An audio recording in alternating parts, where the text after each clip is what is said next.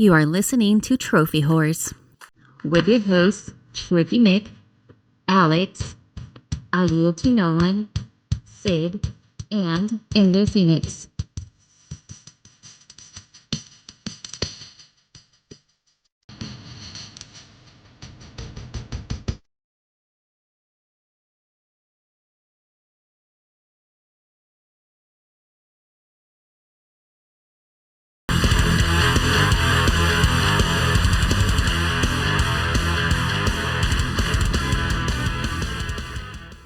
Hello, everybody, and welcome to Trophy Wars. This is episode 685. I'm your host, Tricky Mick, alongside with me, the man who likes nothing better than to burn Xbox players with friendly fire. It's Matt. And I'm pretty certain I did burn a couple of them with friendly fire, and it's the friendliest of fire when you think about it. The friendliest of fire? Yeah, it's done with friendly intentions. Oh, so you're admitting you did it on purpose? Well, I always do it on purpose. Something gets set on fire when I'm around. How the hell are you doing, Matt? It's been a long week. I'm happy that we, well, I don't know about you, but I get to celebrate Labor Day by not working tomorrow. I know you unfortunately have to go in tonight, but I'm okay for the most part. Yeah, I've had a real shitty week, and it's not stopping. My next day off is not going to be until next Sunday. Unless it's decided I want to call in sick. Which I'm trying not to do, because I'm trying to be a good boy.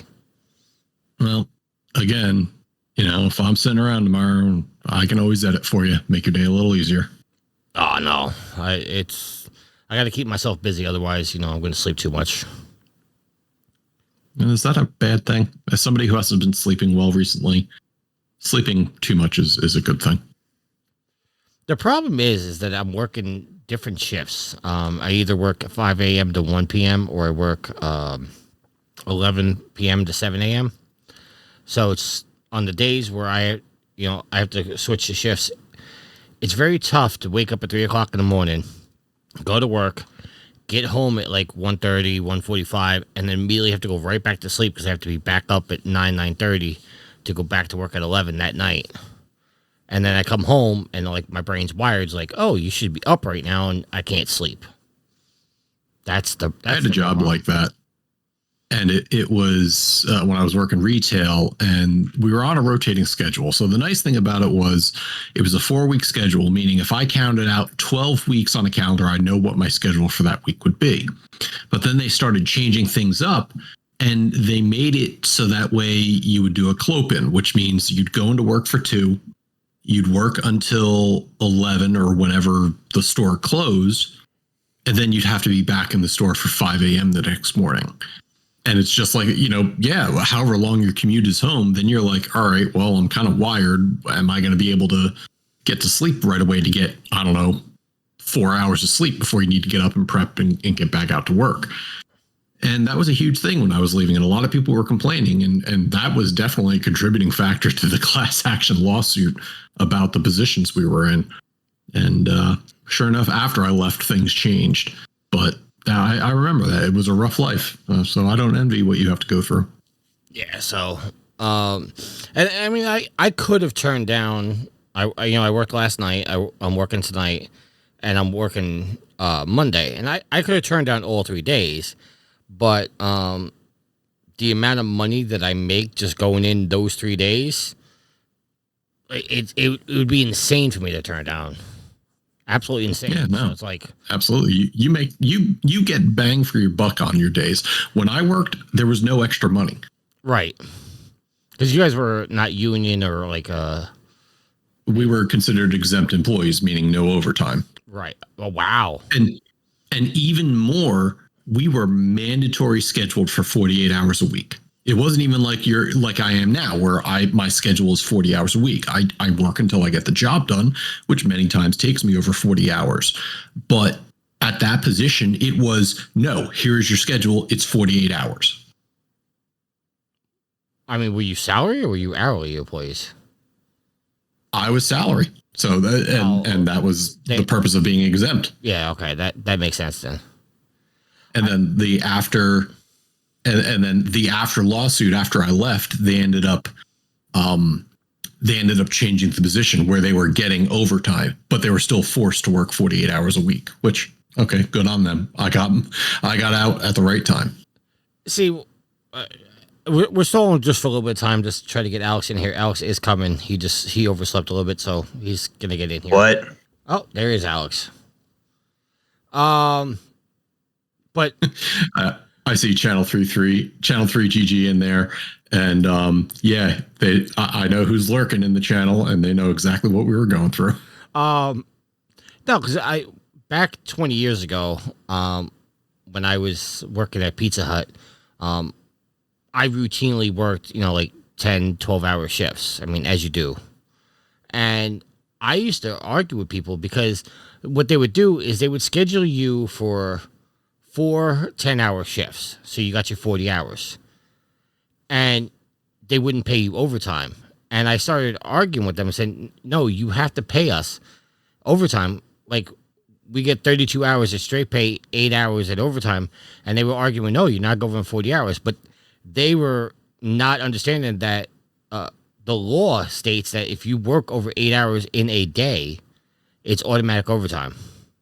You can't, that doesn't, exempt that. So I got screwed out of some money back then, but it is what it is. And this wasn't a corporate store. This was like a mom and pop owned store.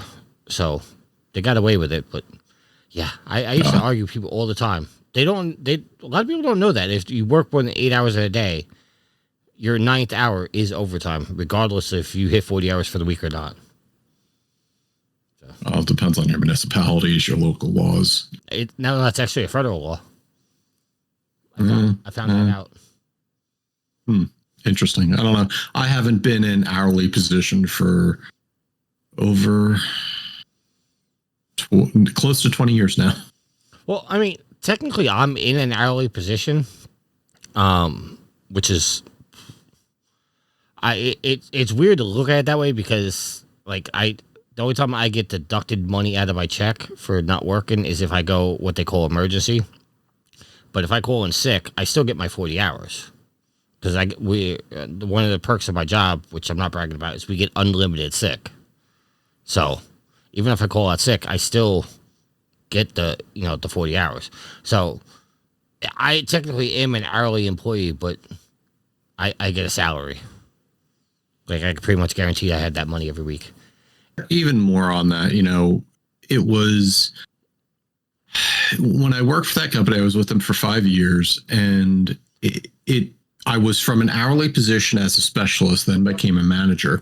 But the problem is, like, you're a manager in name only. I didn't manage people. Like, I didn't have disciplinary hire or fire powers. That was all the area manager. So it was more like I managed the program within the store. And what would end up happening is if there was disciplinary shit, I'd have to pass that off to my leadership. But I knew it was starting to get to be a problem. The company moved me from store to store. I was kind of like the fixer. When a store went to shit, they're like, all right, well, now you're over here. And every time they moved me, it was like a little bit further from my home. So I said, well, you keep doing this to me and it keeps impacting my pay. So every time they moved me, they gave me a little more. And that's, the last one I had moved to before my final store was the Staten Island store over on Forest Ave. And I know which company you're talking about now. What was that? I said, I think I know what store you're talking about now.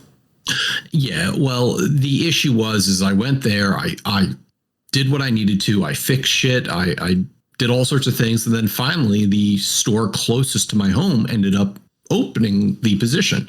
So I made the request, and my request was granted. Well, a couple months at that store, it was, they turned around and said, well, Matt, you had all these raises for moving to stores out of your area, and now you move closer to home. I go, yeah. They go, well, we're going to take money from you now. I said, wait, for all the good I did and everything, every time you sent me to another store and I fixed it, and now you're going to take money from it? Like, yep. I go, okay. And that's when I started looking for other jobs. And shortly after that is when I did that. And I was beyond annoyed that all the good I did was kind of just not recognized in the end. But it ended up working out for me because I finished my master's, I got another decent job, and that led me to where I am now. So no complaints in the end. Yeah, I know this is like a weird way to say this, but I was watching TikTok videos, and they occasionally have like these videos of like bad interactions with employees and their managers. And there was one where a guy said he moved locations and they wanted to reduce his pay by 25% because it was location-based remote work. I was like, that's gotta be illegal. It depends entirely on job and what's in the job description. All right. Alex, you are officially here. How are you, sir? A little tired. I met my parents for brunch earlier, went around. It's actually kind of nice out, so I went around and walked around the zoo. Been flying solo this weekend. Ashley's been out of town visiting family, so I came home and thought I would sneak a nap in before we started recording. And hand up, I set my alarm for like 6:10, 6:20, and I woke up at those times, but I didn't actually wake up because, I hit the old snooze button. So I got a call from Tricky Mick at like 7:06 that, hey, did you oversleep? And I'm like, guess so. But a little groggy, brushing off a little tiredness, but I'm ready to run my mouth as usual. Yeah. On the one day I asked you to please be on time. I had planned to be here, but I came home and did a bunch of pet shit. Someone pooped outside the litter box or threw up outside the litter box or threw up. Yeah. Also then threw up in the bedroom. Like it was a whole thing coming home to take care of the pets. And it's a lot to do, surprisingly, when it's just you. So you were at the zoo today by yourself? Yeah, we have zoo passes, and I was like, fuck it, I was out, and I'm like, I was trying to think of stuff to do, because like there's a big flea market in town, but that's all the way down at the convention center. I didn't really want to drive down to the convention center, deal with all those people and get in that big crowd, have to pay for parking. So at the zoo, since we're members, we don't pay for parking, and we get entry in. So I'm like, well, fuck it, I'll just go. We haven't been in a while, and it was the last day of the Dinopalooza. Like, they have these giant dinosaur animatronics out there until tomorrow. So I was like, hey, I've been wanting to go. So it's like, and just look and just, see the animals, but also look at the dinos. And I was like, oh, it's, the last day. It's just here, me by myself, and it's all on me. So I just figured I would go. Did you ask them officially if hippos can swim or not? Because, you're so wrong about that. There was not a zookeeper around to ask if the hippo, how well the hippo swam underwater. Mm-hmm. They can't swim. They walk. Oh, they kick their legs and move around water, so that's good enough for me. All right, let's get into the show proper. I think we stalled enough. But, it's always good to have like these. And some. It's good to have these little offshoot conversations that, make us show our personalities a little bit. Let's do our updated trophy count. I am level 970 total trophies of 34,783 with 999 plats. I still am working towards my 1,000th, but it's going to be a little bit longer. Alex, you don't have the agenda up, but you just pulled it up. Go ahead. Tell us your trophy, sir. No, I do have the agenda up. I just pulled it up in the nick of time. What's up going to be a while? I thought it was going to be Hellblade 2. Is that no longer the plan? It is. It's just the way I'm working lately. It's just very hard for me to get to a PlayStation. Wasn't really hard for me to get to a PlayStation, but it was hard for me to start a new game this week. Level 523, total trophy count of 10,728, and a platinum count of 195 in 194 games. Yield is 534. Total trophies of 11,362 with 218 platinums. Matt, any change, sir? Well, you'd actually be surprised because I did turn on my PlayStation 5 over the weekend. And that means I am still level 222 with 1,337 trophies and 0 plats. So you turned it on, but you purposely did not earn any trophies. You'll hear why when we go into what I've been playing. All right. Sid is level 899, total trophies of 27,647 862 platinums. I will tell you, my phone was going off quite a bit today of Sid downloading games. So I'm gonna have to get on Sid because he downloaded about 15 of the jumping games. So, poor Sid, I've corrupted him. Speaking of, His account is diseased with the jumping burrito and the jumping jambalaya and the jumping ice cream sundae and whatever else is out there.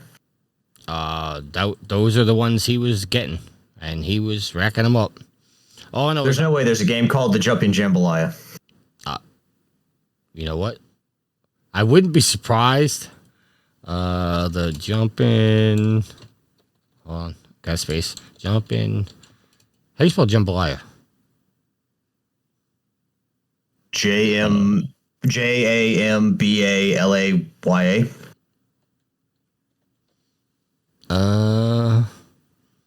Jumping jambalaya. Yep. Oh, good God. It's got to be this one studio, this one person studio just farming out any possible. Like, what did I have for dinner this week? Oh yeah. That. Hold on. Pause. Okay. It did come up in a Google search, but it's not a game. It's actually a restaurant. Gotcha. Maybe it's just extra hot, spicy jambalaya. All right. Now, I have to make a correction because last week I said that Sid did not send in a Sophie's Trophy. So Sid did record one, but he sent it to the wrong person. I don't know who he sent it to, but I have that audio. As far as the audio for this week, it's going to be delayed because he's going to do this week and next week's together and next week's to catch us back up so you guys didn't have to listen to two this week. So, this week's Sophie's Trophies is last week's shoutouts, and then next week is going to be this week and next week's shoutouts. Everyone got that? Makes sense? Good? All right. Take it away, Sid. Hello, guys and girls. It's Sid again with another Platinum shoutouts. But before we get into it, guys, I told you the very sad story of what happened to me and Mandy. Heartbreaking stuff, I know. And I would just like to say thank you to everybody who helped out with that. It is now all done, all sorted. The GoFundMe, or whatever it's called, I'm not sure, came through. We paid some bills off this morning, or yesterday morning, I should say. So that's all good. And I just want to shout out the donators. Now, it's not in any order, and it's got nothing to do with how much people gave. It is just a shout out to say thank you to these individuals who gave us the money. And the first one we have is Goat, and then we have Mark Duplex, then we have Crook and Diego. There was an Anonymous, so whoever that is, thank you. Then we have Gareth Davis, and of course Tricky. So yeah, thanks everybody for your help.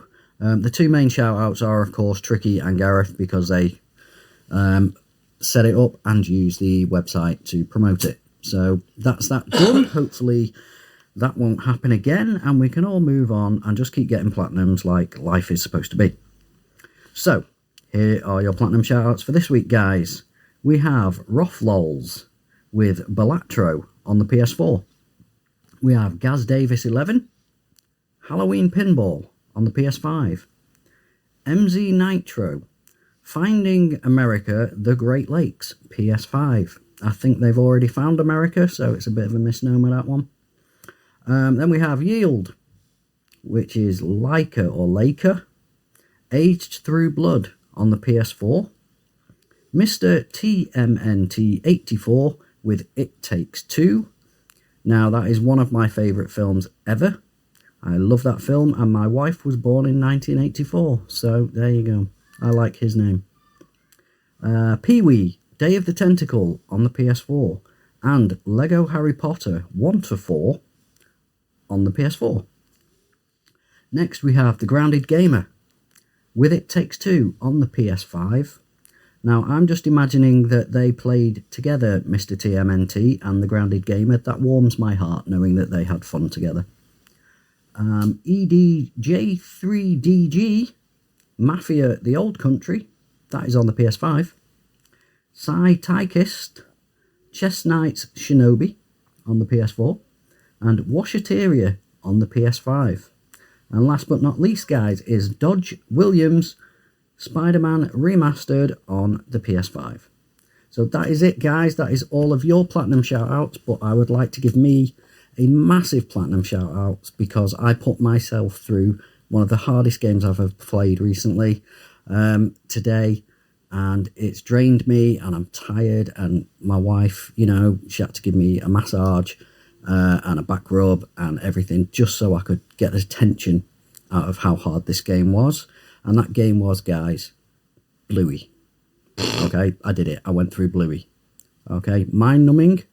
So, you know, I need to be recognised for that. So that's going to be Platinum of the Week is Bluey. Okay? No, it's not. It was tedious. Don't do it, guys. Platinum of the Week is got to be It Takes Two for Mr. TMNT84 and the Grounded Gamer. Even if they didn't play together, I'm going to pretend they did. Okay, so that's it from me, and I will talk to you next week, guys. Hope you're all okay, and keep getting those trophies. Bye. Bluey, huh? Bluey? That sounds like a tough platinum there. Sounds like you're judging a little bit there, Tricky. Sounds like you thought that despite how hard Bluey was, that he probably should have spent his time playing something else. Well, he did text me while he was playing it, and he was able to complete the game in under 5 hours. So that was probably a grueling 5 hours he had. And what was that game by Nitro? Find the Great Lakes in the United States? Is that what he said? I was only half listening. Wow. Well, it wouldn't surprise me now. I've just been playing a lot of those find this, find the bird, or find the cat, or whatever, all those style of games. I'm trying to look it up, and is his name just straight on the PlayStation? Hey folks, breaking the show real quick. Gareth actually sent us the Rarity Update post-show, so I'm going to record it now and patch it into the show. So, MG Nitro improved his standing in the top of Division 1 by scoring the second highest score of the league with 74 points, taking him to 894. PB leapfrogged Yield into second place with a score of 59, moving to 661. Yield himself had 35 points and trails PB by 18 points on 643. Further down the league, Marky Frazier bounced back to move from 8th, move back from 8th to 9th. His score of 29 moves him to 415. Waterfields 1 earned himself 52 points, which is good enough to move him out of the regulation zone. We call it the danger zone. On to 274 points. He was replaced in the drop zone by Meat Goats a Lot, who had 28 points this week and is 263, 11 points behind Waterfields. Tricky scored 17 points this week, moving to 128 points for the season in 16th place. Damn, I got to do better than that. Top scorer for the division was EDJ, who netted himself 100 points, keeping him in 7th. In Division 2, the top 3 all held their positions they've occupied for the past few weeks. Nightmare 317, Roll on the Floor Laughing, and Ifrit occupy the promotion spots still. Dodge Williams scored top scorer for the division with 98 points, improving his position from 8th to 4th. Resident Dale also gained 2 spots, getting from 5th to 7th. Getting to 5th from 7th, having scored 56 points. This met the Grounded Gamer, the Big Don, and Murray 2011. All lost places, dropping 6th, 7th, and 8th respectively. Dupes gained a spot to 9th following a score of 47, moving to 141 points. Raise Havoc dropped a place from 10th, but didn't have a positive score following his loss of points last week. It was 6 points for him, getting him to 109. Elsewhere, Kalai improved her score again to 75 points and moved her up to 12th. Departed also improved his position from 14th to 14th from 15th, following an 18-point increase and gets to 54 points.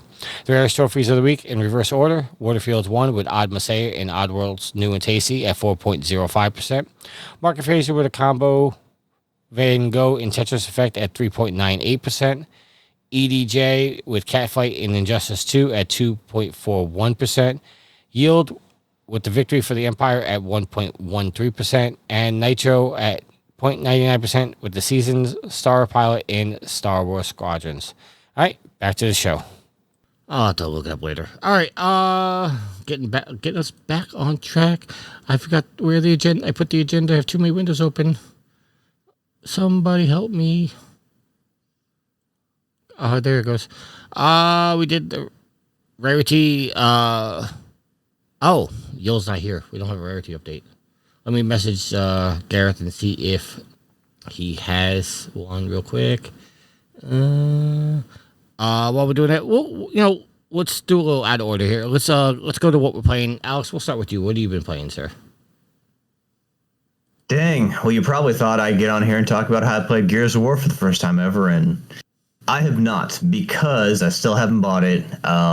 Because I have been helping the fighters on Xbox, the Helldivers on Xbox, fight off the bugs, the Illuminate, and the bots. This week I've been playing quite a bit of Helldivers, trying to stay ahead of the game with the most recent, the ODST War Bond they put out, the Halo crossover with Helldivers, Helldivers cross Halo, and getting all that stuff in there. What? Say that 10 times fast. Whatever part of that you are suggesting me to say 10 times fast, I'm not going to do that because I'd probably put the listeners to sleep. But yeah, just a lot of Helldivers, and it's been good to see the game very much revive. Even my own kind of spirits around the game, like having it launch for a new console. I know that there are people out there, the fanboys, who will cry and cry and cry about how a PlayStation game is now on Xbox. But to be fair, on the very same day that Helldivers went to Xbox, Gears of War came to PlayStation. And, we've talked about Hellblade 2 coming to Xbox. So PlayStation by far so far has gotten the better of that relationship, or, the softening the thawing between Microsoft and Sony. So we on PlayStation have no reason to complain about anything, having to at least give away one game to break down the walls of the console wars. So no, I'm glad the Xbox players can play Helldivers. It's a really good game, and I think it's a perfect game for cross-platform, and just having an infusion of reinforcements has really helped, like I said, the game's community, but also my just eagerness to play. I was kind of going through the motions and, just doing different stuff and just trying to, speed my way through and get super credits and get War Bond medals. And now I'm dropping into missions. I'm hopefully helping new players along the way. I've heard a lot of or seen a lot of positive stories online about veteran players dropping really good stuff for some of the newer players. So when I played, I think it topped out at over 300,000 total players online at one time. It's been well over 1,000, nearly 200,000 every time I've been on. So, and I think I saw a video where it was peaking at like 500,000 at least once. So there's been a lot of people on playing, which again is good for the community, a good sign, not only for Arrowhead, because it means this game, I'm assuming, is not on one of the conditions, I guess, for it to come to Xbox probably is that it cannot be on Game Pass. So you figure that these are all game sales for Arrowhead and for Sony. Xbox players get the game. It's another game that people who, it's good for Xbox that their players now get a Sony exclusive to play on. And the community benefits because you have the cross-platform play, and you just got a lot more people out there helping with the major orders. We knocked out the Illuminate one. We knocked out the bug one. Or no, the bot one. I think we just had the bug one left, even though if that one's still standing right now.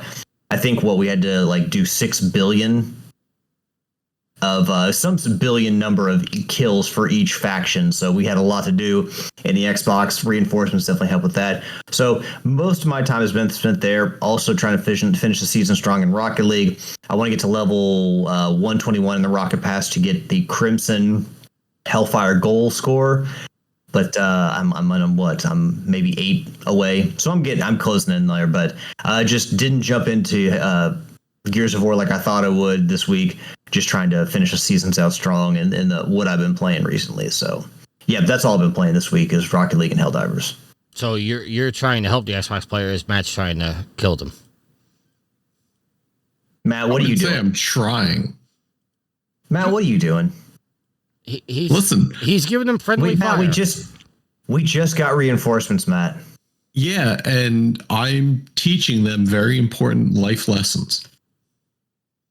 So, on this note, I'll say Matt is not a bad teammate. I've played with Matt before, but I think that people have commented about how like great the community for Helldivers is, and I think it comes down to one key reason: it's all cooperative. It's not there's no competitive, so I think that definitely helps.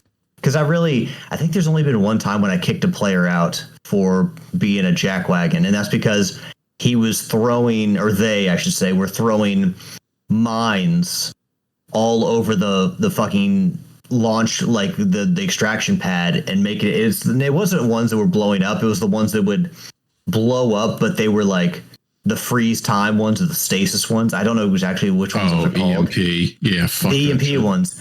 And they were doing this, and it was preventing us from getting on the fucking not the albatross, but not the goose, but god damn it, what the pelican? There we go. And I was like, fuck this guy. So I had to kick him. But that's really the only time I've ever had experience with a player that I really had to kick him.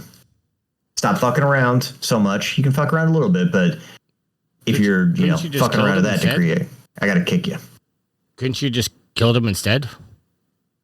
Well, I just kick him from the game. Why am I gonna? Friendly fire. I'm not a traitor. Tricky. I watched a video this week for Helldivers, and it came out like 11 months ago, so this was a while ago. But it talked about the 5 different types of traitors for Super Earth, and bot sympathizers, bug sympathizers. They didn't name. There was a 6th group they didn't name. And it wasn't the trolls. They got the trolls. It wasn't the griefers. Somehow I think they got both those related to me.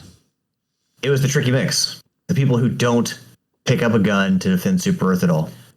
Last time I picked up a gun, I was killed for treasonous talk by Matt Yield and somebody else. I forget who it was. Well, don't be a traitor, and it won't happen. Alex, yeah, because you played with us, and I wasn't. I didn't say anything wrong. You spoke ill of Super Earth equipment. No. I asked a question. It was a very leading question, if you remember. I really don't remember the question. Neither do I. He was defaming Super Earth tech. It was just like, shouldn't something, and it's like, that's traitors talk. Clunk, dead. I'm like, what the fuck? Well, anyway. If only you fought for Super Earth, the Super Earth Armed Forces, then you would understand. All right, Matt, what are you playing, sir? Not a whole heck of a lot, but I continued my Pokemon Violet adventure. And, one of the biggest complaints people had about the latest Pokemon series, kind of similar to what's happening in Monster Hunter, is they say the game's being made too easy for players. So what I've been doing is I am building a fire team in Pokemon, which, if you know anything about Pokemon, having a singular type be the dominant archetype for your team kind of ups the challenge, because you may not have a Pokemon for every single situation. So, and it's not just like singular fire types. I'm mixing it up. I have, like a fire grass type, a fire flying type, a fire ghost type. Like I'm mixing up the team so that way it does diversify some of my movesets, but it does make me significantly weak to like ground trainers or water trainers, rock trainers. So it's injecting a little bit of my own challenge to the game. And one of the things I've been doing in it, just to pass some time and fill out my Pokedex, is I do surprise trades, which, if you're not familiar with it, you just put up your Pokemon for a trade, and then you get whatever somebody else trades at the same time. It just syncs 2 trainers, you trade Pokemon. And I've been getting various Pokemon from trainers all over the world. But there's a company, and I won't name them, because what they're doing is they name the Pokemon their website, and you get like a shiny level 100 of this Pokemon. And what it does is I took a look at the website, and sure enough, whether they're hacking Pokemon, whether they are straight up breeding it and making it available, they're making Pokemon for purchase. So if you want a specific Pokemon, a specific shiny, whatever it is, they will trade it to you. And the thing that annoys me about that is you can't rename Pokemon you got from another trainer. So it's just one of those annoying things that I get them. I kind of put them to the side. I don't trade them out. I'm debating on releasing them, but I may want to use them for breeding just to get some of the move sets. But yeah, it's definitely something that people are doing these days with Pokemon. But I'm still continuing my adventure there. I'm slowly earning badges or defeating Titans. And like I said, I'm just trying to build out that fire team, and I'm going to have to overlevel them just to brute force through some of these trainers. But I'm having a fun time, especially with the upgrades that they made on the Switch too. I don't think I played anything else on the Switch. As Alex was mentioning, I did put more time into Helldivers with what the new Xbox players, my friends and I were playing. And, it's funny that they look at me and they go, well, you have all your fire gear on and I have no fire gear. That means we're probably going to die by fire. It's generally a good idea that when you're running with me and you're dropping with me, wear your fire gear, because at some point something will happen. You'll probably be set on fire. We just did a couple. So here's the thing I noticed. We can run like a level 6 bug mission with no issue. I've run level 10 Illuminate missions with some friends and had no issues. For some reason, level 4 Illuminate missions just wreck me all day long. I don't know how much Illuminate you play, Alex, but have you noticed anything similar? I hate the Illuminate. I actually don't hate the Illuminate. The thing I hate, I would much rather fight the bots than either of the other two factions. I hate the swarming enemies because the bots you don't have to like outrun. The Terminids and the Illuminate you do. And the reason I hate the Illuminates, like the Illuminates have some cool enemies, I'll say that much, but really it's just the voteless. Like they just can overrun you, and like they can come from behind, they can come in front of you at the same time, so you're focused on one, and then all of a sudden, boom, they come from behind you and they overwhelm you. So yeah, just always having to outrun enemies. Which I mean, there are things for. We talked about the warp pack, the jump pack. There are ways that you can get away from them, but the Illuminates are my least favorite. I only do the Illuminates if I have to as part of a major order or a daily mission, the daily order. And of course, the Illuminates being in a city, it kind of limits your availability to run to certain areas because you can get swarmed very fast and find all of your escape routes have been cut off. And it's not just me. I think that in general, it seems the Illuminates are everyone's, at least from what I've seen online, the Illuminates are everyone's most hated faction. And the other thing I really fucking hate is I can't seem to find a good weapon that takes out the Overseers easily enough, as well as fighting the Voteless or the other things, the meat bags or whatever they're called. It's the flesh mobs. Yeah. It's the flesh mobs. I find I have to use whatever my stratagems I have brought in, but like the flesh mobs, aka the Rat Kings. Yes. The Helldivers version of the Rat King from... If you all aren't familiar, it's just a bunch of Voteless mashed into this giant mound of meat, and they tend to tank quite a bit. But my biggest problem that I have is the Overseers, whether they're flying, whether they're on the ground. If I'm using an energy-based weapon, they throw up a shield. If I'm using a ballistics-based weapon, it just doesn't seem to do enough damage.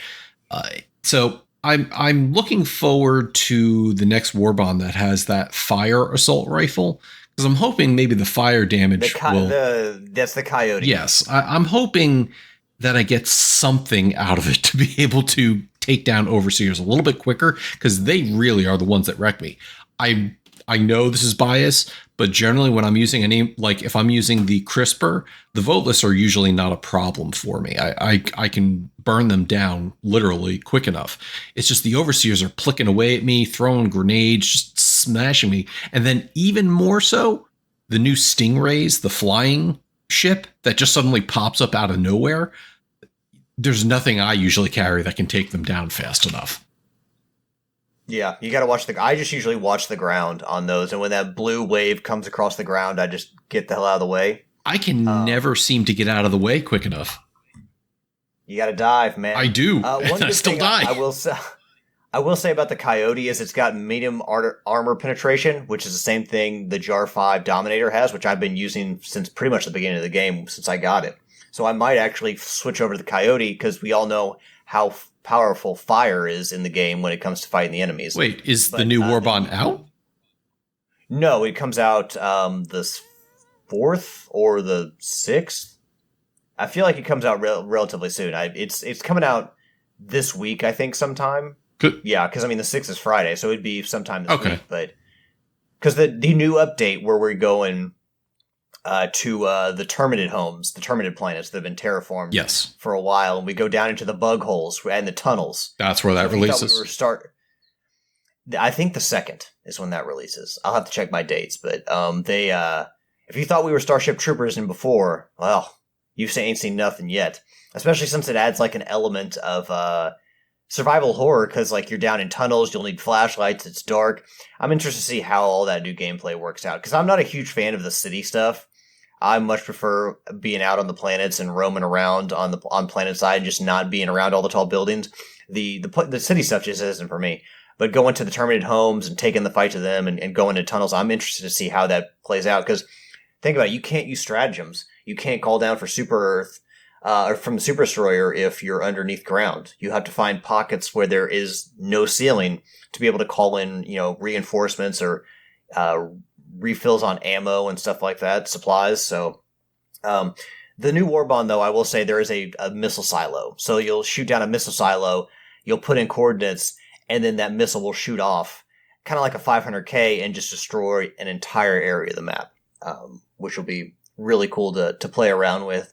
But yeah, no, I was actually, Matt, wondering what you thought of the new update where we're going to be going to the terminated planets and going subterranean. Well, funny that you asked that, because I was going to ask you the same question. Because, yeah, it's interesting. It's, in the words of Dodgeball, bold move, Cotton. Let's see how it works out for him. That's the second week in a row you use that. Because I'm impressed that you've been able to. It's definitely viable. Yeah. It's very all encompassing. You can use it a lot. Yeah, and it specifically works for this scenario because a big part of this game is the stratagems you get to use to help fight. So my question is, especially now with these burrowing enemies you have, how that's going to work underground and how you're going to be able to you're going to have to plan your loadout, and maybe less orbital stratagems and maybe more ground-based stratagems like your mechs or your vehicles. Maybe they'll come out some more stuff like that, because frankly, yeah, you're going to have to find pockets where you can launch a resupply even just to get more ammo, because I don't think there's going to be a ton of ammo in these burrows, especially if the Terminids have been on these planets for a while. So I'm excited to see what it's about. I don't know how popular it's going to be or if it's something they're going to keep doing. Maybe the next thing they start thinking of is planets that bots have been on for a while, and there's going to be massive factories and mazes and structures that you have to work around. It's obviously they can't do it with the Illuminate because they haven't been around long enough in our space. So I don't know. I'm excited for a different mission type. You can only run ICBMs so often. You can only run blitzes so often. And I don't know what it's going to say, but I'm happy that whatever their plan for working out this game is continuing. And we're getting more and more for essentially all free. They're just funding it through their microtransaction system. Yeah, I mean, you have to pay for the war bonds, obviously, and we should say that the ODST war bond is the first legendary war bond, which denotes there will be more. It's a $15 one, so it's 1,500 super credits as opposed to the normal 1,000. So I've had no issues farming super credits to buy in. I generally find that the community focuses too much on super credits and not on war bond medals, because I'll be telling people that I'm like, hey, I'm farming, but I'm also doing the daily. So we got to extract. And, some people will continue on and they're like, hey, cool, I understand. Other people will just leave and go do their own thing because all they want to do is get, the stuff from the levels. But it's like, how are you going to use super credits to open things, but then have no war bond medals to buy anything within that war bonds? And beyond Helldivers, I also put some time into Gears of War. Now, this kind of leads to one of our listener questions later, but we'll go into this, that I bought Gears of War on PC. And all has not been roses with the launch. There was a game-breaking bug on the Steam version of Gears of War that if you logged into the game and connected your Microsoft account, and yes, your Microsoft account is required, if I quit out of the game and relaunched, it would not allow me to launch the game. It would crash upon Microsoft account login. So I literally had to wait for a patch like 3 days later, 3 days after launch, to allow the game to run. There was a bunch of back-end hoopla you could do on your computer, but it meant that you couldn't play online. So I've been having fun. I've been playing co-op with my friend, and this is where it came to the aspect of turning on my PS5. So when we used to play Gears of War back in the day, what we would do is on the Xbox, we would just start up a private chat and talk through there because we didn't want to depend on the in-game chat for whatever reason. I can't remember why. So as we were playing this one, we were starting up our campaign. He's playing Marcus. I'm playing Dom.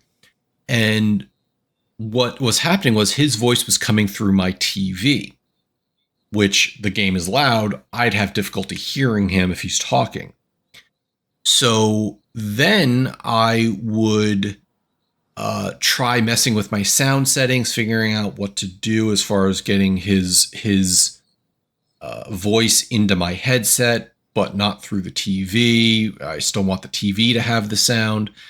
So what we just ended up doing until we figure it out is he started up a chat on the PS5. So I turned on the PS5, joined that chat, then switched my TV input back to my PC so I could play Gears of War there. Eventually, he's going to figure out, I'm going to take him through how to add Discord onto his PS account, because obviously with that integration, now I can just go into my Discord on my PC, have the voice go through my headset there and the sound through the TV speakers while he is using Discord on his PS5. So we still got some kinks to work out, and that's essentially, why I had to turn on my PS5 this week. Because the other option was just do it on my PS app on my phone. But the only thing I have for my phone are my earbuds, and I hate wearing earbuds for any extended periods of time. It starts hurting my ears, and I don't like that. All my headsets generally are going to be over-the-ear headsets. So as far as the game itself, plays even better than what it used to. The PC I was playing it on was my backup PC. It's a fairly old technology, but light years from where Xbox 360 was. So I'm getting a steady 60 frames a second when I'm playing the game. It's smooth, looks great, plays exactly like I remember. I just kind of wish that they went in and actually added Horde mode into the game, because Horde mode was something that only came around on Gears 2. They didn't have it in the first one. They never added it to the first one. And I would really just like to be able to play that as well once we're done with the campaign, because we're not huge into the PvP aspect of online Gears. It just all turns out to be shotguns and insta-death. But we've already hit Act 3 out of the 5 major acts. We're going through trying to collect all the COG tags. And we also are playing on hardcore because we want to ease ourselves back in. And then our next playthrough is going to be on insane again, because we always like that challenge in the Gears games. It feels doable, whereas some of the later games it was impossible, because when you got downed, that was it. You died. You couldn't even get down in the later games. Here, you can go down, but it doesn't insta-kill you. So really, the 2 games I've been playing this week, kind of like Tricky. I've had a week from hell and just not a lot of time. So I've just spent it playing 2 main games. Is that it? That's all you've been playing? That's it. And the only thing I played all week is probably like 20 minutes of The Division and like maybe an hour of Hellblade. That's it. almost missed a couple of collectibles in Hellblade. I had to go back. I was live streaming it, and then I got frustrated that I had to go back so far back to get them that I just ended the stream and turned off my PlayStation. I didn't rage quit. I just I don't have time for this. Like I don't have the patience for this. Yeah, that's it. I've been wanting to play some more Death Stranding. Been wanting to play Gears of War. Freaking Snake Eater just came out. I want to play that. It's just too many games, not enough time. And Gareth gave me a right talking to about how I don't play enough different games. So, Well, good thing about gaming is you can play it however you want. yep, just as long as I get trophies, right? If that's what floats your Or boat, finds my go have or fun. finds my lost remote. I guess that's a saying too. Wow. You're a little bit older than I am, Tricky. Maybe you have That's- other That sayings. song maybe came I out like don't. 10 years ago. He's a lot of bit older than you. A Oh, lot of bit older than both of us. oh shit! Got you, chicken fucker. Hold on. You two are both maybe like 2 years younger than me. Say swear. Swear. Okay, how if you're willing to reveal your age? I'm 44. Oh, I'm what? Playa, you can't do math. You're what, 41? I'll be 41 in December, but I'm 40. How old are you, Matt? I'm 42. About to make the leap to 43. Okay, so one is 4 years younger than me. Okay. One he is. De- One he Dex is, says guys. he loves the chicken fucker episode. Hey, Don't we do all? you know? Did we already cover that? Saying that they're making Super Troopers 3? I feel like we talked about that last week. They are. I gotta say it now. Super Troopers 2 was fine. It was nowhere near as good as the original. Agreed. I don't know why we need a 3. Like if you'd ask me, like, are they making a Super Troopers 2? Are you happy? I'm like, yeah. And then I saw Super Troopers 2, and I'm like, okay, we don't need 3. The search for more But- money. No, that's Well, I mean, Spaceballs 2. Well, Broken Lizard's got to do something, and I really haven't noticed much that they've done in a long time. Because all they're known I'm fairly for- certain people are going to rebel if Spaceballs 2 is not subtitled The Search for More Money. I think we're good to go. I'm sorry. I lost internet. I don't know what the hell happened. You guys were talking, and all of a sudden it just stopped. It happens. Trying to make sure. All right, yeah, we're good to go. Matt, the show is now yours, sir. All right, we've got the news for you here, folks. And we're recording on the last day of August, but PlayStation Blog decided to give us a heads up as to what PlayStation Plus games to expect starting from September 2nd.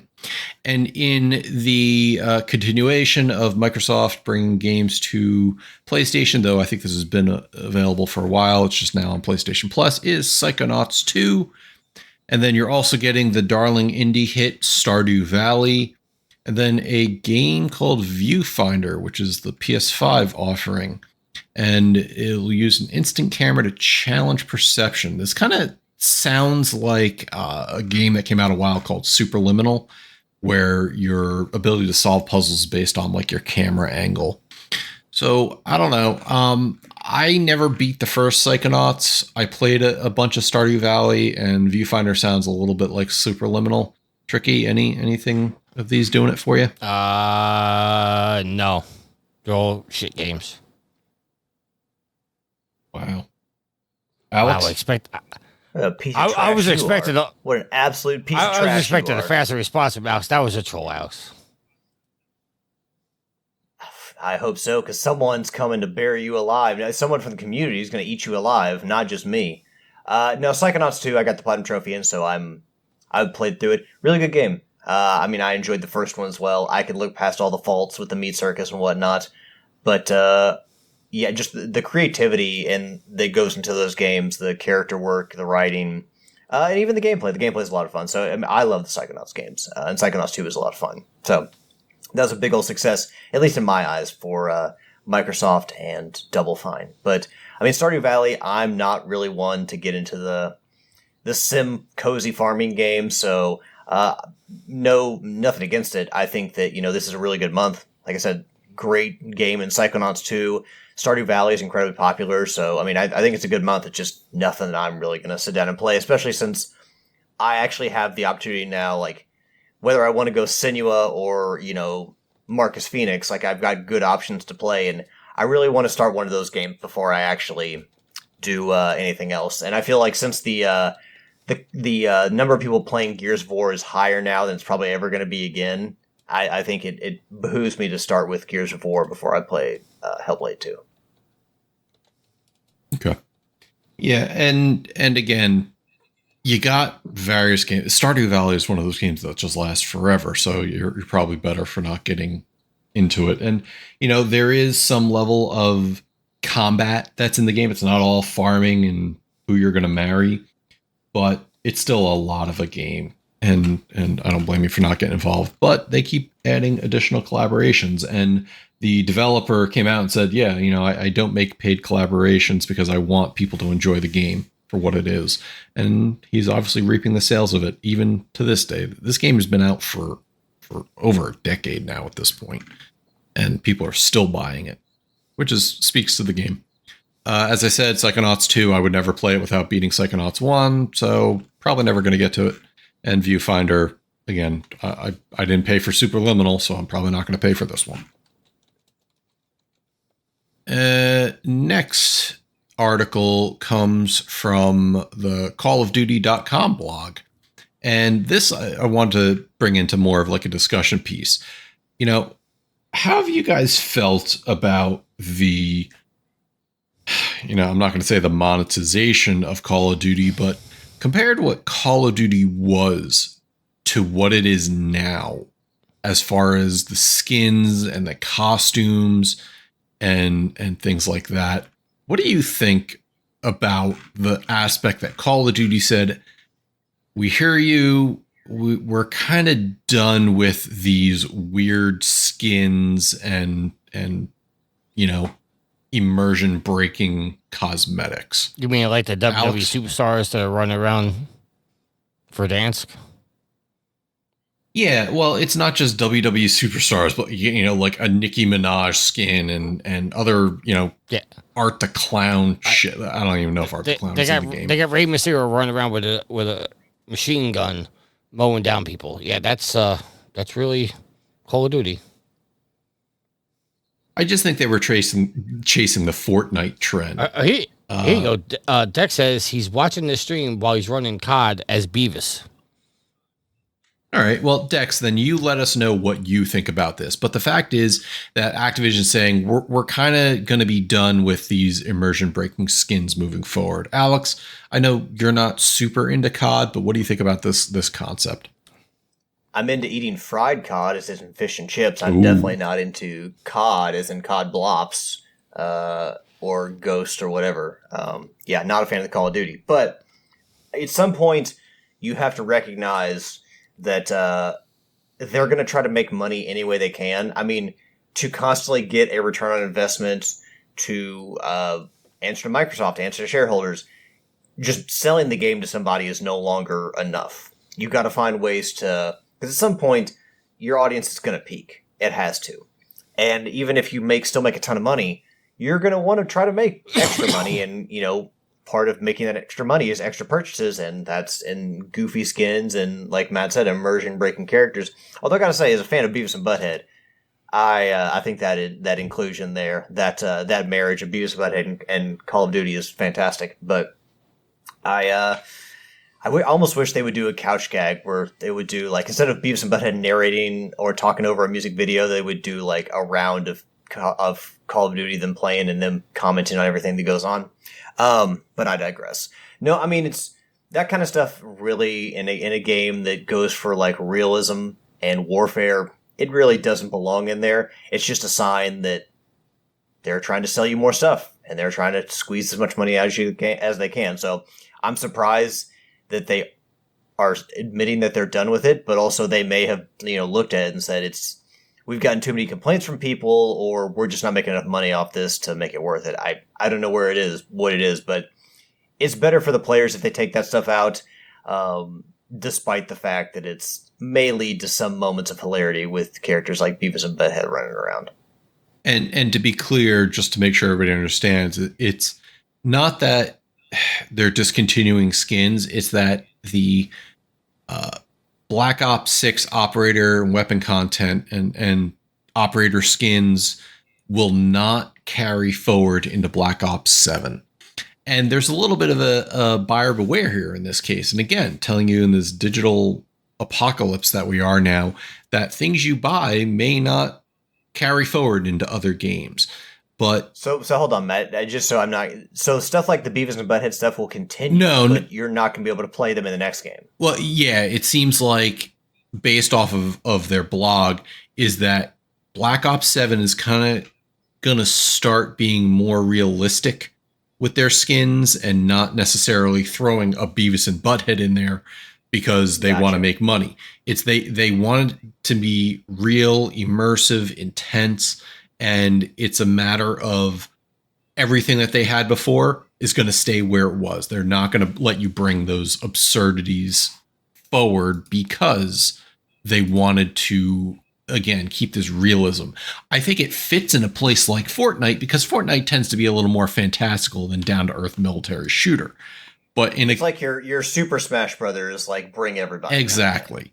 Whereas Call of Duty, it had this sense of realism. Like if they started doing that shit in Battlefield, I'd be like, all right, this is not what made Battlefield great, guys.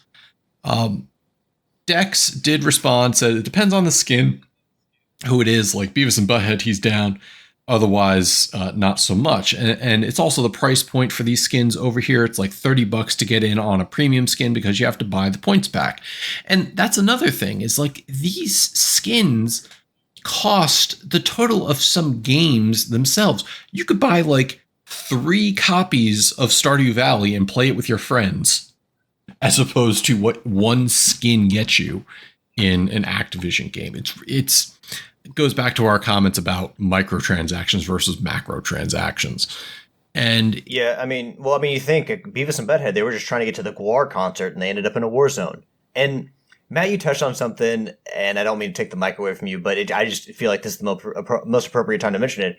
I mean, you look at some stuff like the Rocket League goal scores, which I know it takes people time to do those, and some of them are even licensed, like the King Kong vs. Godzilla one and the Power Rangers one they recently had. So yeah, they're going to have to pay to be able to make stuff based on those properties. But you're talking $20+ for a goal score, and then you go over to like Mortal Kombat and you buy a DLC character, and I know buying all the DLC characters isn't necessarily cheap, but you can get a DLC Mortal Kombat character that you can use from then on in that game for like a fourth of that. And so like for some of these things like skins and goal scores to be that outrageously priced continues to baffle me because that stuff is never on sale. Like they never get any cheaper.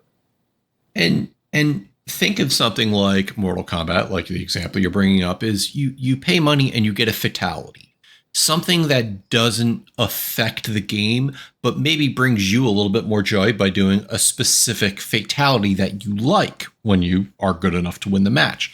But then again, it comes down to price point. If you're paying $30 for that fatality, fuck off.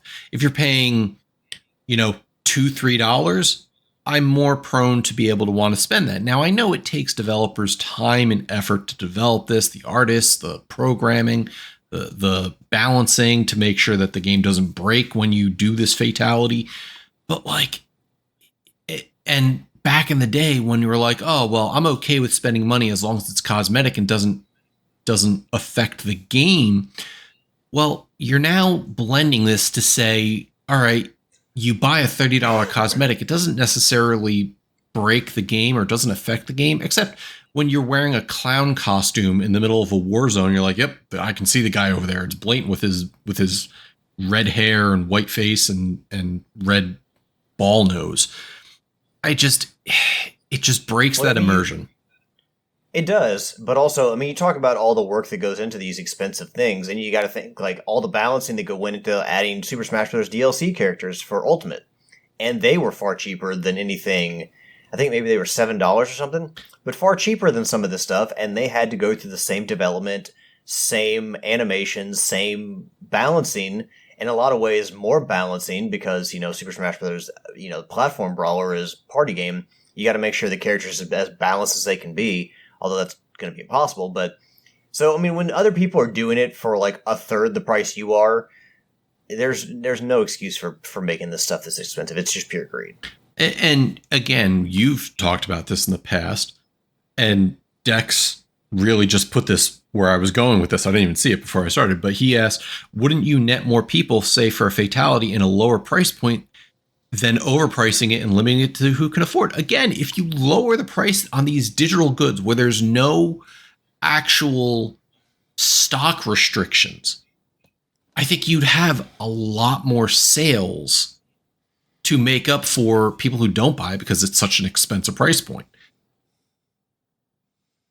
Yeah. So that's kind of where I was going with that. And that's where it's, I applaud them for making this move, but I also penalize them for going back to us. It's like a soft drink developer goes out there, makes a drink that everybody loves, then they change up the formula and everybody hates, and then they re-release the original formula, say, oh, drink classic, now back.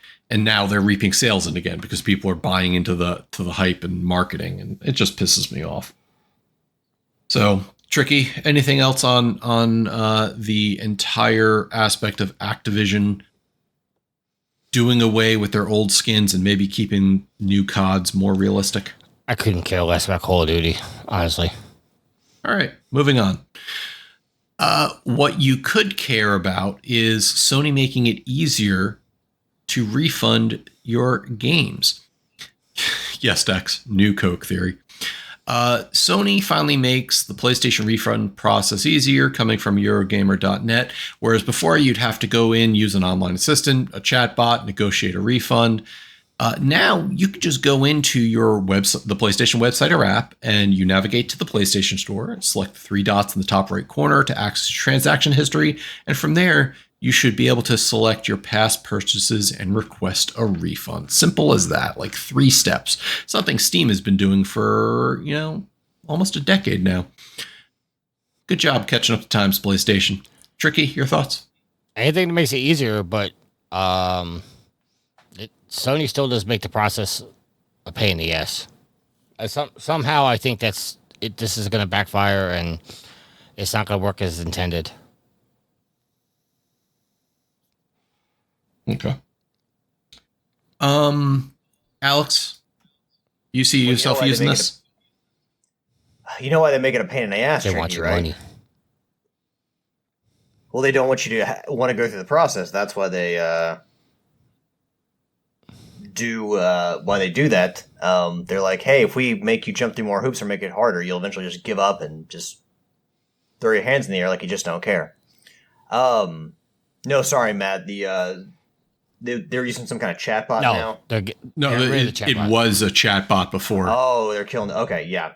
So, I mean, I've dealt with PlayStation customer service reps who were all nice, polite people, but when it came down to me getting money back for a DLC I mistakenly bought and could not use because I did not own that version of the game, it was a pain in the ass.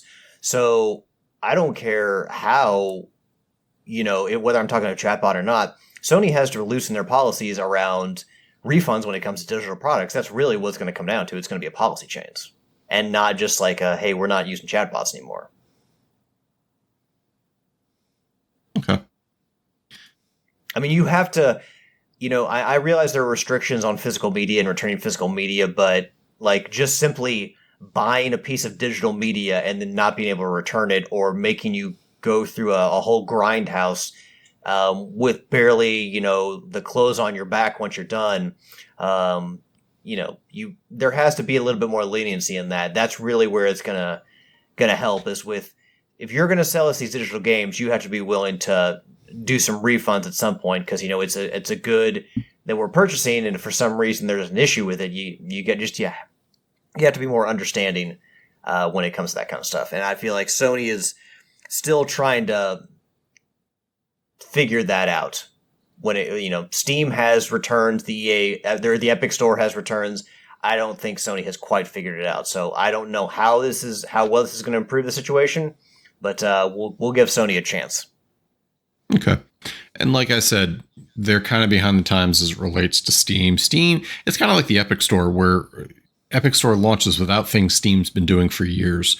Maybe other developers kind of take notes of where other developers and stores have succeeded. So they're trying to stop you from helping me get a platinum trophy and Gigabash, and then returning the game because you met the requirements to return the game and get your money back because we didn't play for that long. Oh well. That's what Sony's trying to stop. Yeah, well, can't stop, won't stop. The next article was really a tricky article coming from mpfirst.com that said Ubisoft allocated only 5 devs to, quote, restart The Division 2. Goal was to build something, quote, bigger and lasting, end quote.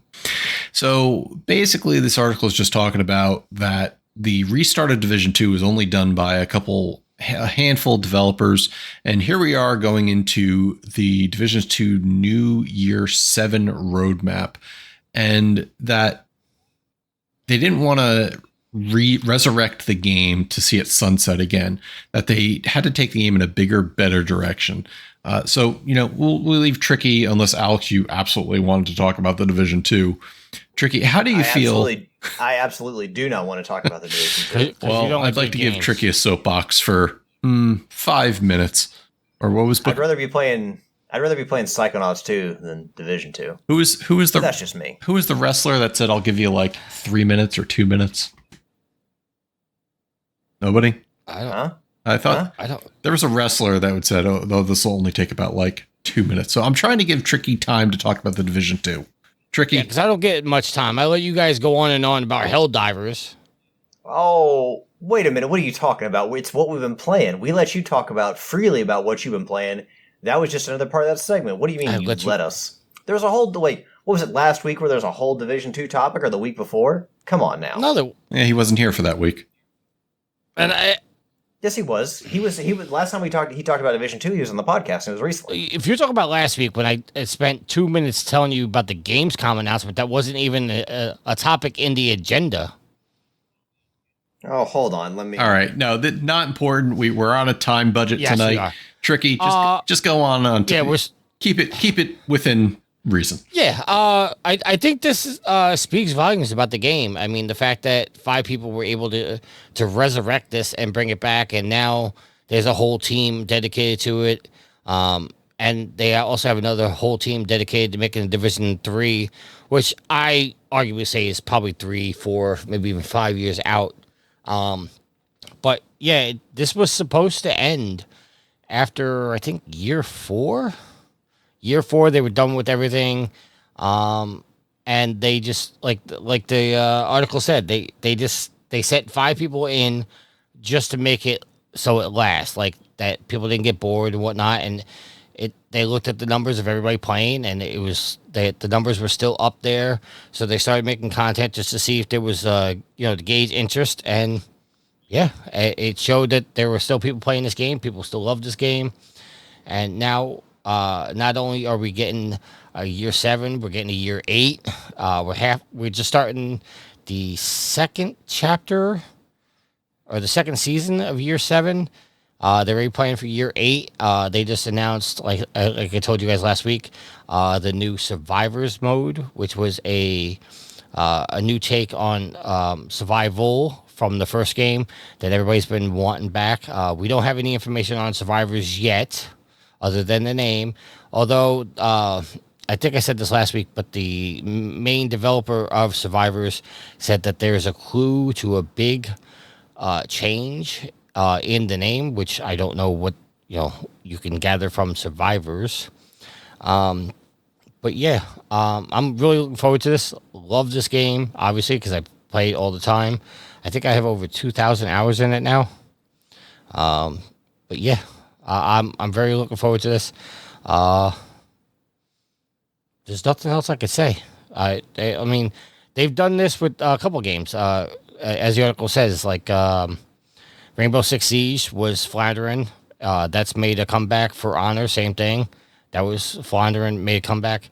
So, I mean, Ubisoft is, for all the bad press they get and all the bad decisions that they make, they do have quality games, and it's good to see, you know, some of them stay.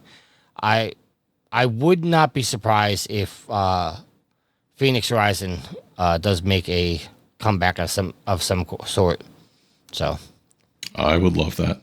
I think that was one of their better quality games. I really enjoyed it. I love the art style of that one. I'm trying to think. They just... Was this entire segment just so Sony or Tricky can pay Ubisoft a compliment? See, well, why are you gonna hate? What do you mean? I'm just asking. Like, you're like, despite all the hate that Ubisoft gets, they make some. And I shit on them. I said they make some bad decisions. You don't own those games. I own Phoenix Rising. I was just not according to Ubisoft. Dex says, "Nah, man, you're into 3K for sure." Okay, all right. Unlike last week, well, I remember we got one question last week. This week we got a bunch of questions. Time to check my social media, yeah. And before you go into that, just Rick reached out to me today asking me how to get all the Division 2 stuff cheap because he's going to play, and I'm going to be playing Division with Rick next week. So, Alex. Well, that doesn't sound like a question. All right. So Tricky asks a question here, which is, you know, Tricky. This is a question for us, not to the group, but nobody answered your question. So your question is, how do you guys feel about the Hogwarts Express annual announcement not happening anymore? I have no clue what you're talking about. Wow. You don't know about this? Are you a Harry Potter fan at all or no? No. Okay. So the train you've seen the movies, obviously, right? Some. Okay. So in the movies, you see them when they're going to school. They make the Hogwarts Express announcement, and they have to go to platform 9 3/4 to get on the Hogwarts Express. Okay. Every year on September 1st, that train station, which is a real train station, makes the announcement that Hogwarts Express is boarding. And it's been going on ever since the first movie came out. A massive amount of people show up to the train station every year at that time and wait for that announcement. Well, they're shutting it down this year because the crowd is so massive, it's actually disrupting actual passengers trying to get on their real trains. So they're shutting it down, and this is the first year they're not doing that. I put it in there as a joke question, but it's something that, you know, legit happens. There's videos of it all over the place. So that was my question. How do you guys feel about them not making the answer anymore? I do not care. Alex, do you care? Yeah, I don't care. I mean, I've seen the movies. I did not read any of the books. I went down to the Wizarding World down in Florida. It's all very fun. But honestly, if it's causing a stir, or like maybe sell tickets or something like that, or maybe like restrict the audience, that could definitely help. But if it's keeping other people from getting on their actual trains where they need to go, it's an issue, and it needs to be, they're not being dicks about it. It's actually a logistical, practical issue where it's stopping people from getting to where they need to go. Yeah, we're talking like thousands of people clogged into the station. So, okay. Next question, Daryl. I think we already have the answer to this. Who's playing Gears of War on PS5? I am not, because I'm playing on PC. Tricky is not. And I haven't gotten to Alex it yet. is not. I haven't gotten to it yet. Not yet. Yeah. Yeah, not yet. I intend to play it, even with the bogus trophy list. Yeah. Alex is not getting the 10,000 kills. I might. I just might. You watch me. Okay. I'm sure there's farming servers you can go on. Zach writes in. Hope you've been doing well, Zach. What are your opinions on the aftermarket peripherals being better than Sony, Nintendo, or Microsoft branded? GameSir, PDP, etc. You know, I, for one, enjoy things like Scuff or 8BitDo, which has a lot of great controllers. Tricky, you use any? Oh, yeah, you've used aftermarket shit because you cheated in your Mortal Kombat trophies. That used no aftermarket stuff. You had a controller that you could program the buttons. No, I was using remote play on my computer.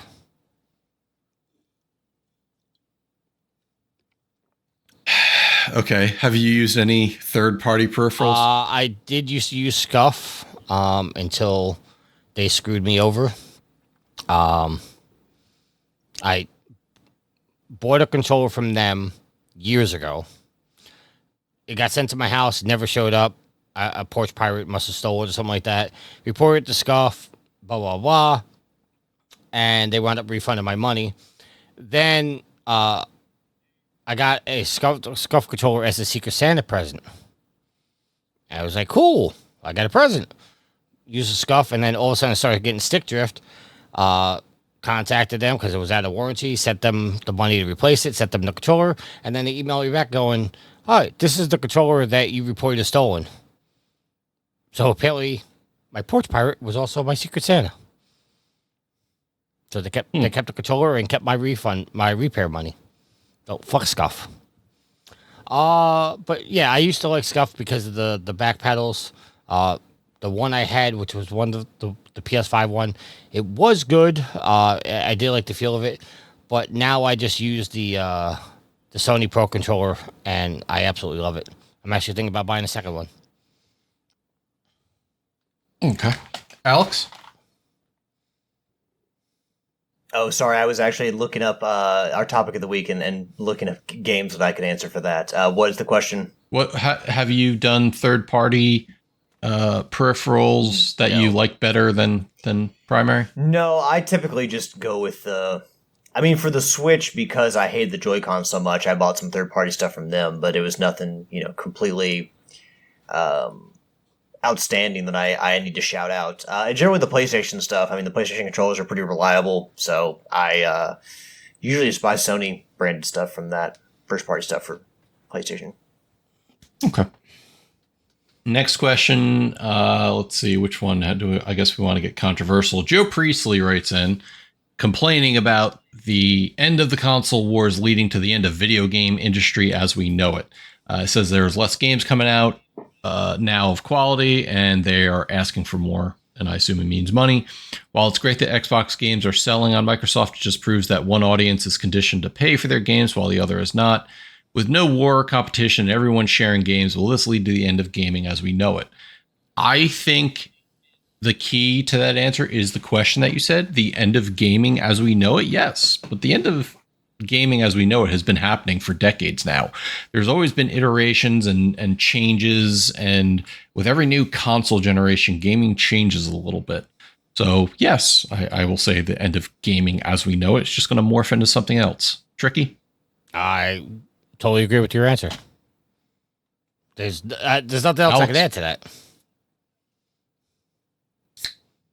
Yeah, I like that I have the opportunity to potentially purchase Gears of War and Hellblade 2 for my PlayStation console without having to buy an Xbox, so I ain't sweating it. But let me ask you this. Nice. Let me ask you this both question. Do you think consoles should have exclusives? Yeah, not everything, but if you want to keep a few exclusives, I can completely understand that. But I don't think you need to keep everything. There's some games that you would benefit from putting on another console to help them sell better. Horizon obviously needs no help in sales, although theoretically, if you put Horizon on an Xbox, you would think, given that the first Horizon, I think, did over 20 million copies, think about how much money you're leaving on the table by not bringing that to Xbox. And I think when you look at the potential for timed exclusives, you take some games that will never go to another console. Like I don't think Halo is ever going to PlayStation. Simple as that. But if you then take a game that is timed and maybe not be a 20 years timed in the case of Gears of War, but maybe, you wait a good 2 or 3 years before it goes to the other console, or maybe even just a year. I think that's a strategy that some developers can get down with to continue expanding their game and give it out to more developers. Something to think about. And final question, Curtis says, what do you guys think of the PS6 rumor of it being a super powerful version of the Switch, basically, while offering a SKU without handheld capabilities, as talked about on Game Miss Mornings on GiantBomb.com? And he linked a video. And basically what it's saying is kind of that there's going to be the rumor is it's a PlayStation Switch-like console, meaning you could take it on the go or hook it up to your TV via the dock. And then there's going to be another version of it that is TV only. I don't know if that means that it's going to be like the same form factor, that you're just hooking it up that way. But I don't know. I think, again, if Sony were to try to do something like that, it's copying Nintendo. And I think everybody who's been behind Nintendo's starting line has been failing horribly at whatever Nintendo was doing well, i.e. the Xbox Kinect or the PlayStation 3 Move system. Trying to copy the Wii was just very bad. Tricky? I'll go to Alex. I just got a text message. Sorry. Alex. Well, me personally, I want to... And this may sound, I don't know how people take this, but I don't need to always be playing video games. And I understand that You shut your mouth. Smelly pirate hooker. So, I mean, I get it. Like, the Switch is also, like, if you want to play on the handheld while, maybe your partner or your roommate or whoever is watching the TV.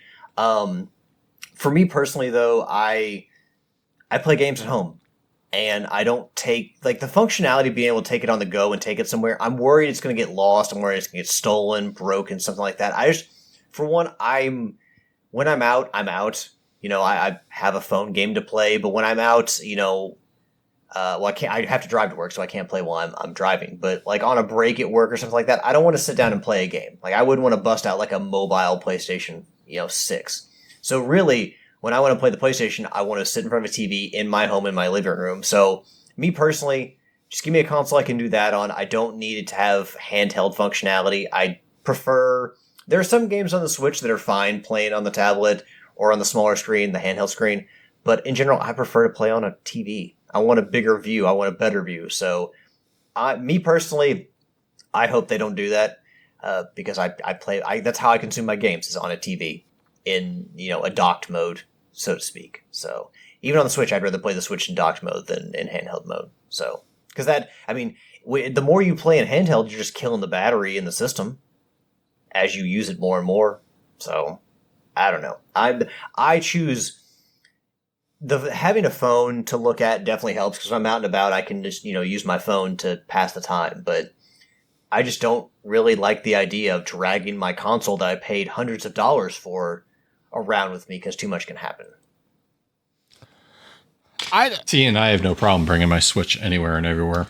I don't think PlayStation is going to go the Switch route. I don't think Sony really cares. Yeah, they learned from PlayStation All-Stars Battle Royale. They shouldn't copy Nintendo. I can't see them going that way. But I do think that if Sony does go that way, I think that essentially could be a Switch killer. Like, people would gravitate more. Man, Matt was laughing so hard it cut out on us. I think it could be a Switch killer. I mean, if you have a powerful handheld system that could run, PlayStation 5 or essentially PlayStation 6 games, I think more people would gravitate to that than Nintendo. I mean, obviously, you still have your hardcore Nintendo fans that are going to want to play their Marios and their Donkey Kongs and stuff like that. But yeah, I think that could be a Switch 2 killer. But I don't think it's going to happen. How's the PS Vita? It still runs perfectly fine. You have to sell units for it to run fine. Well, okay. Sorry, I cut you off. Okay, but been playing Jetpack Joyride for the last 15 years. Okay, hold on. Let's be real here for a second.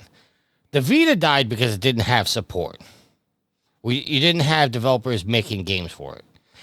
If Sony goes... Sony with... I'm sorry, go ahead. If Sony goes the route that Nintendo does, where people make games for the Switch, and they're not developing for a separate console for a handheld, where what people make for the Switch works in handheld and docked mode.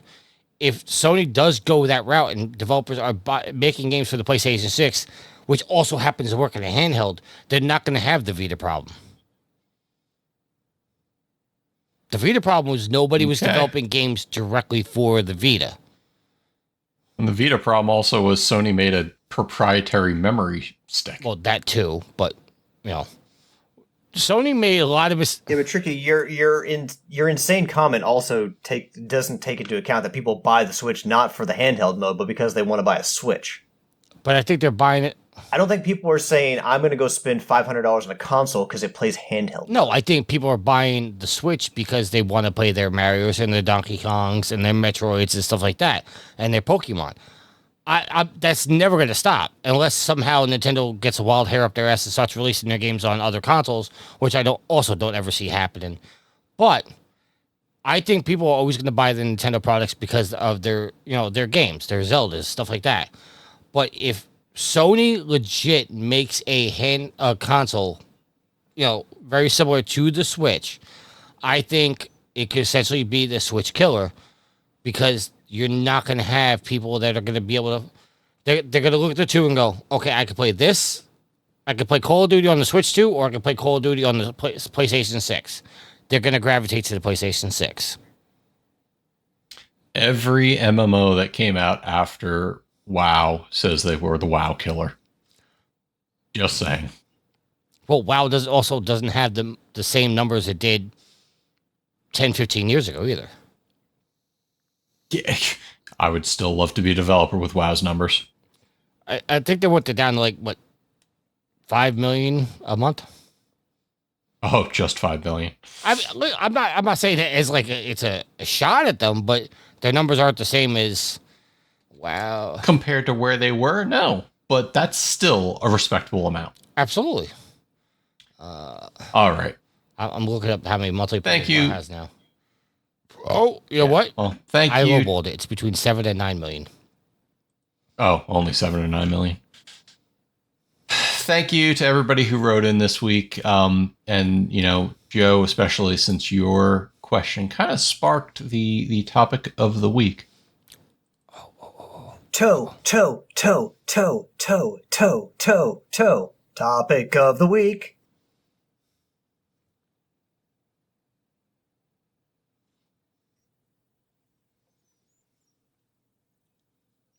Well, fine then. Fuck you, Matt.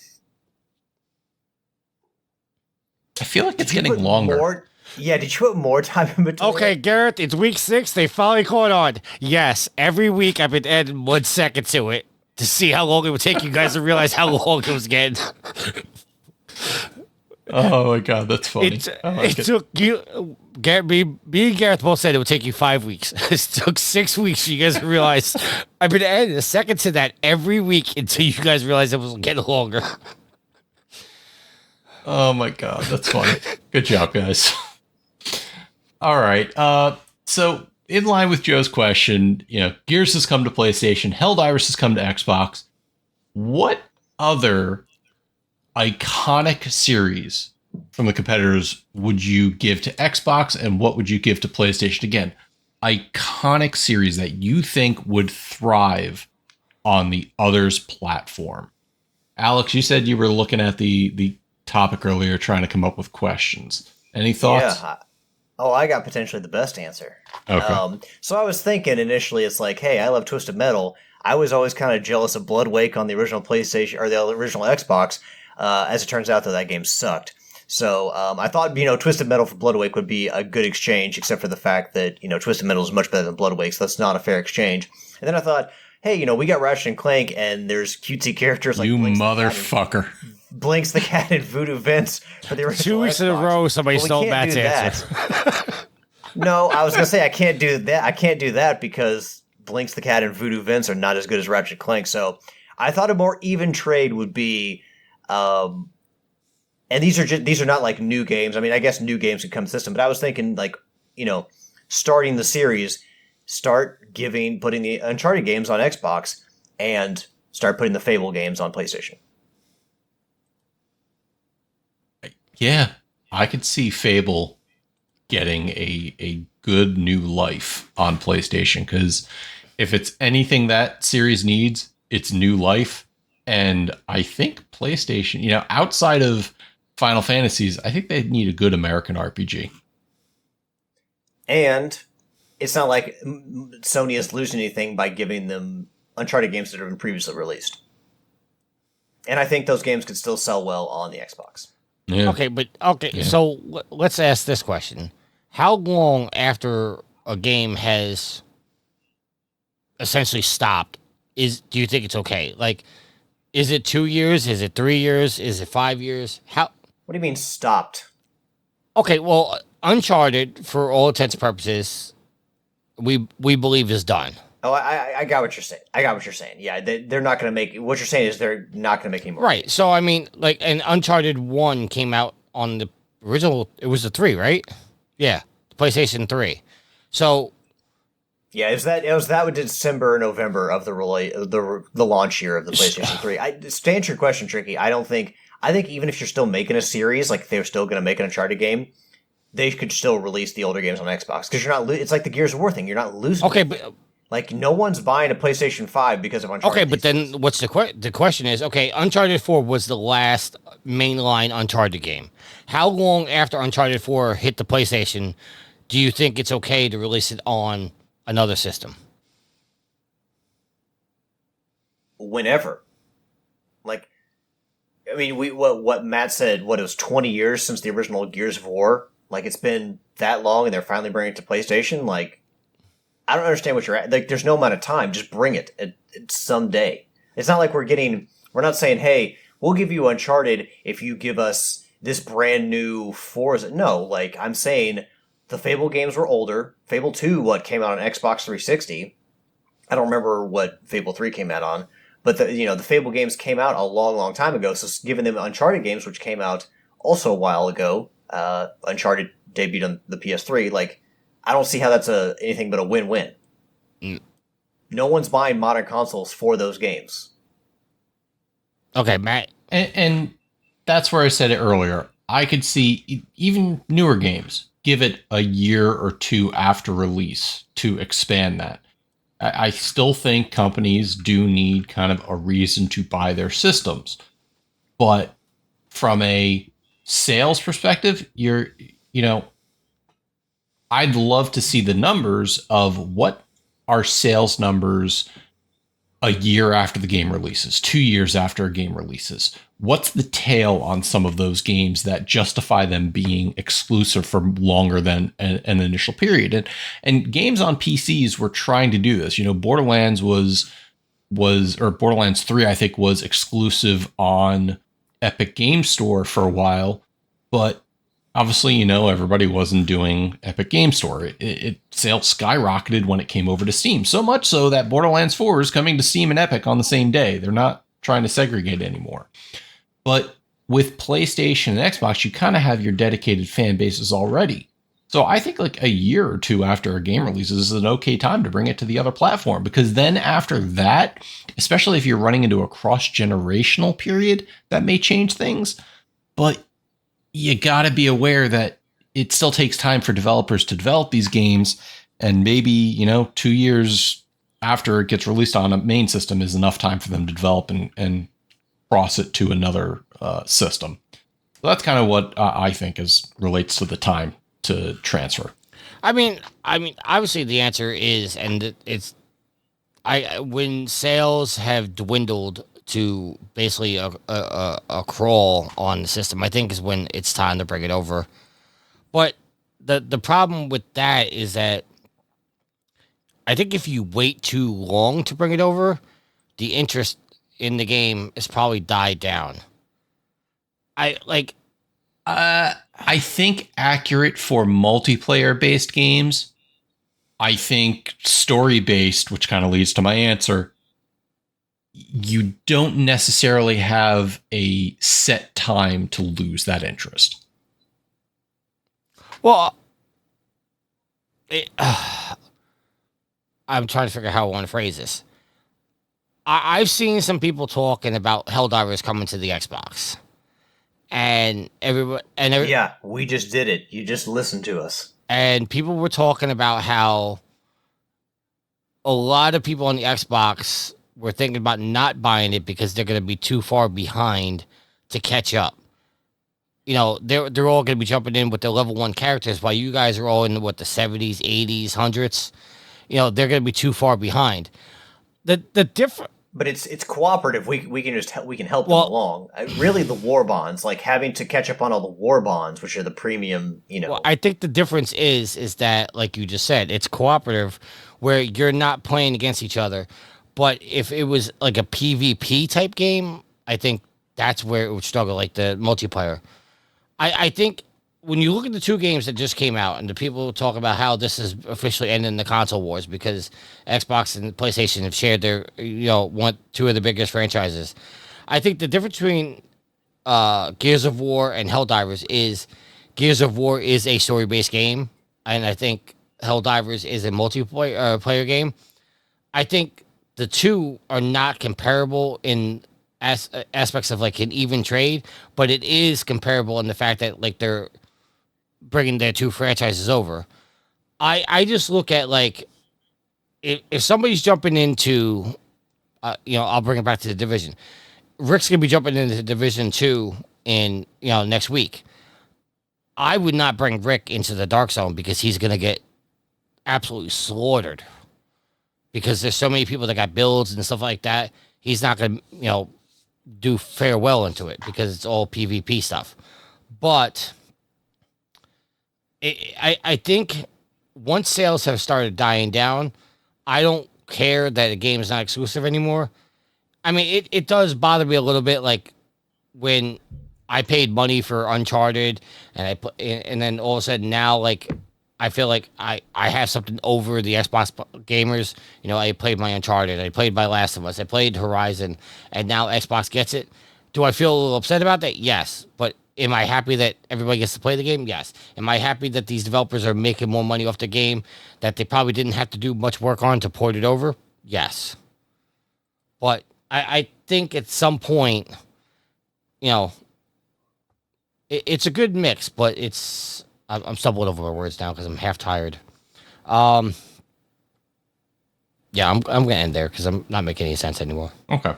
Well, so I love that you all still haven't picked games yet to give. Well, yeah, no, I was going to say, like, Tricky, what games would you bring to each system? I bring Halo over. I think it's going to happen. PlayStation Series I'd bring to Xbox. I don't know. See, I feel like if you're going to take Halo, you got to give them God of War. I think God of War is too special to bring over to Xbox. Oh, and Halo's not? Halo's the biggest franchise. You got to give them our biggest franchise. You can't be like, we'll give you Halo, or we'll take Halo and we'll give you Jack and Daxter. If Bungie was still making Halo, I would say yes. But now they're on what? Was it 343 Studios? And they've declined the series as a whole. Because the last couple of Halo games haven't been that great. I would say that. Yeah, but you could say that for Gears of War. Like, I've seen people constantly online talk about how Xbox doesn't give a shit about Gears of War and how the series has gone down. Well, once Cliffy B left it, I would say it went down too. I I don't know. I don't think Halo is that powerful of a exclusive as it used to be. But I don't play it because one is first person, and two, I didn't have an Xbox. I think that's the first game that came out of your mouth shows that it's actually still a powerful exclusive, but that's just me. Well, it came out of my mouth because earlier Matt said he doesn't think it's coming over, and I just saw a article saying that it is coming over, but it's not a reputable source. Unverified article. It's not a reputable source, so I'm not going there. Dex says, give Xbox a Little Big Planet carton. Okay, we'll give him that. Okay. As for me, Alex pseudo stole my answer, but I was thinking, Ratchet and Clank, because if it's one thing Xbox absolutely needs, it's a good story-based game that, a good action platformer. I think having some of the older Ratchet and Clank games, especially, would be amazing. Xbox doesn't have anything like that around, and I think that would be a great addition to the Xbox catalog. Good single-player games, not too long, plenty of people can pick it up. Good for kids as well, and I think it would do well over there. As far as Xbox game over to PlayStation, I've been struggling all day because, again, we talk about iconic series. You talk about Halo, you talk about Gears of War and Fable, and I keep struggling to say, well, what other games did I spend a ton of time in back in the day? And I think Jade Empire would have been a good one to come over to PlayStation and hopefully garner enough to get a sequel, because that was a fun little action game that wasn't necessarily in PlayStation's back catalog. Not that PlayStation doesn't have enough of those types of games, but I still think it would be a fun one. You know what? I'm going to change my answer. Give Xbox a knack. You motherfucker. What? What's wrong with Knack? It's a good game. Knack fucking sucks. I mean, we Tricky is the fanboy, so the fanboy. He's not willing to give anything. I'm looking at the exclusives, PlayStations. I wouldn't give them Ghost, Bloodborne, maybe Horizon, any of the Eco games. Spider-Man, no. Horizon, no. Give them The Order, 1886. Yeah, That's a good game. Tricky doesn't want any. So good that it lasted 3 hours and they haven't greenlit a sequel ever. Well, that's because Radio Dawn moved on, but yeah, because they made a crappy game. Give them Concrete Genie. How about that? Fuck it. Give Xbox Horizon. No. Maybe a group. Maybe a system that people actually appreciate it on. You know what? We already gave them MLB The Show. That's enough. All right. Well, thank you for this discussion, Tricky. Back over to you. Oh, sure. Now that, all the hell's broken loose. That is gonna... No hell is broken loose. Hell was broken loose. You went to the zoo and didn't even find out the hippos can't swim. The hippo is actually lounging by the top of the waterfall, so he wasn't trying to show off his swimming skills. His non-skills. Anyway, let's close out the show. Let's do... Don't you have to be to work? Yes, I have to be out here in 10 minutes. Do your shout-outs, Alex. Give a shout out to our awesome community, the fans, the fuel to the fire, the trophy whores. So I stumbled over my words there, but you guys are awesome. Thank you for your questions. Thank you to Gareth for the rarity event that he keeps track of and sends us stats for every single week. Give a big shout out to Will for his artwork. We've got an awesome community of people that we built here, so thank you all very much for supporting us in any way that you choose to. You guys are awesome. Give a shout out to the new He-Man game coming out, He-Man and the Dragon Pearl of Destruction. If you like beat 'em ups and you like He-Man, go give that a look because it looks very promising. Give a shout out to my co-host Tricky and Matt, as well as Yield, who could not be here tonight. And last but not least, give a shout out to my awesome and loving girlfriend Ashley. Her birthday is actually in less than a week, or in about a week, on on the 6th. So, yeah, give an early birthday wishes to my love Ashley, and that's going to do me for my shoutouts. Matt, your shout-out, sir. Shout out to you, gents, for recording. Shout out to Yield. Hope you feel better soon. Shout out to Will for his art. Shout out to the Channel 3 community. Go out to channel3.gg for some gamified social media. It's a good time, good people. Enjoy. And shout out to my wife, V. Thank you for everything. Alex, I just realized I posted a picture in the Trophy Wars group. That was I figured to get you going, and then realized you're not on there anymore. So I'm sending to you a messenger now. All right. Shout out to everybody that listens to the show. Shout out to the people in our chat. I saw Ro. I saw Dex. I saw, who else did I see? Channel 3. I saw a couple other people. I forget names right now. Appreciate you. Jurassic Parky, that's the other one. Ranger season is coming up. Looking forward to that. Starts in less than a month. Hockey's back, folks. Yeah, I do agree, Tricky. Crash Team Racing is, Nitro Fueled is the king of the mascot kart racers. Okay, you didn't have to. Never mind. You just don't want to pick a fight with Matt. No, I put it in there so you and Matt would argue, and neither one of you guys responded to it. But then I realized you wouldn't have seen it anyway. I lost track now. Thank you everybody for listening. happy hunting, folks. Hockey. We'll see you guys next. We'll Boring. see you guys next week. Lack of teeth. Happy trophy hunting.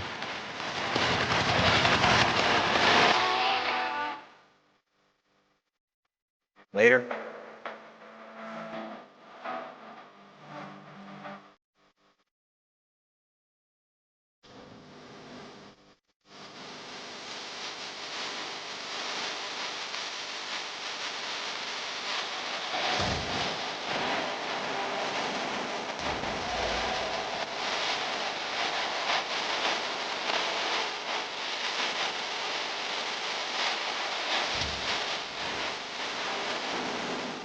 The theme song is Venus by the band Even off their album Zenith. Permission granted by the band and 12 Stone Records. You can find them on Facebook by going to www.facebook.com/evenphilippines.